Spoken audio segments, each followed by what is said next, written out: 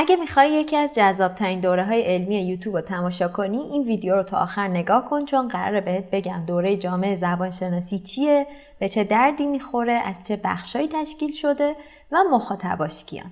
من سایه آویز، کارشناس ارشد زبانشناسی از دانشگاه تربیت مدرسم و اینجا توی سایوی تلاش میکنیم تا علم رو به خونه هاتون بیاریم. پس برو که رفتیم.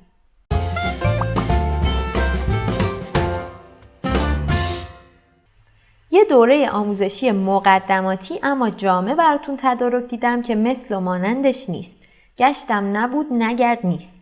من قراره تو این دوره شما رو با رشته خودم که یکی از جالبترین و هیجان انگیزترین رشته های دنیاست آشنا کنم. شاید شما تا حالا اصلا حتی اسم زبانشناسی رو هم نشنیده باشید و اصلا ندونید چیه، ولی هیچ اشکالی نداره، چون تو این ویدیوها با هم از صفر شروع میکنیم و ذره ذره میریم جلو تا ببینیم دنیای زبانشناسی چه حرفایی واسه گفتن داره. شاید هم بدونید زبانشناسی چیه، یا مثلا دانشجوی زبان یا زبانشناسی باشید که دیگه حتما باید این دوره رو ببینید. اگرم زبان تدریس میکنید که دیگه تقریبا میشه گفت از واجباته که حداقل با یک سطح مقدماتی از زبانشناسی آشنا باشید تا بتونید مدرسای بهتری باشید.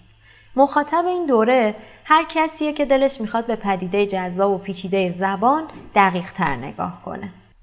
ما توی این دوره قرار کتاب بی‌نظیر The Study of Language از جورج یول رو با هم بخونیم و یاد بگیریم. کتاب مطالعه زبان یا اونجوری که توی ایران بیشتر معروف زبانشناسی جورج یول یه تکست بوک خیلی معروف تو دنیاست و خود من اولین بار با خوندن همین کتاب بود که عاشق زبانشناسی شدم. آقای جورج یول یه زبانشناس اسکاتلندی آمریکاییه که حوزه تخصصی خودش بیشتر تحلیل گفتمان و کاربردشناسیه. ایشون سابقه تدریس زبانشناسی تو دانشگاه‌های ادینبرو، هاوایی، لوئیزیانا استیت و منسوتا رو داره. و این کتاب رو توی سال 1985 نوشته و کمبریج یونیورسیتی پرس هم اونو منتشر کرده. این کتاب تا الان 8 تا ادیشن داشته که من قراره ویراست 7م که مال سال 2020 رو بهتون ارائه بدم. تقریباً بر هر دانشجوی لیسانس یا ارشدی که زبان یا زبانشناسی میخونه واجبه که حداقل کتاب جورج یول رو داشته باشه. البته من خودم اینقدر این کتاب رو دوست داشتم که به یکی بسنده نکردم و 3-4 جلد ازش دارم از ادیشن‌های مختلفش. این کتاب منبع ما برای این دوره است. لازم نیست حتما بخریدش، اما اگرم دوست داشتید میتونید تهیه‌اش کنید. ولی اگرم تهیه نکردین اشکالی نداره، چون ما توی این دوره یه طوری برنامه ریزی کردیم که با هم دیگه به کمک هم کل نکات مهم این کتاب رو پوشش بدیم و بریم جلو. این کتاب رو به عنوان یه تکست بوک مقدماتی توی خیلی از دانشگاه‌های دنیا تدریس میکنن. حالا دلیل محبوبیتش چیه؟ اول اینکه نثرش خیلی روون و ساده است. کلا نثر آقای یول خیلی ساده و بی تکلفه و کمک میکنه که وارد دنیای زبانشناسی بشی.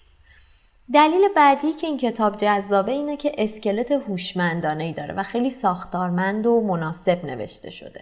دلیل بعدی که برای من و خیلی های دیگه این کتاب رو جذاب میکنه اینه که مثالهای جالبی توش هست و از زبانهای مختلف مثال توش آورده و تمرینهای آخر فصلش باعث میشه که حسابی اون چیزی که خوندی رو توی ذهنت محک بزنی و ذهنتو به چالش بکشی که ببینی که حالا چجوری میتونی فراتر بری از سطح اطلاعاتی که از کتاب گرفتی و در واقع کمکت میکنه که کم کم شروع کنی به تحلیل کردن.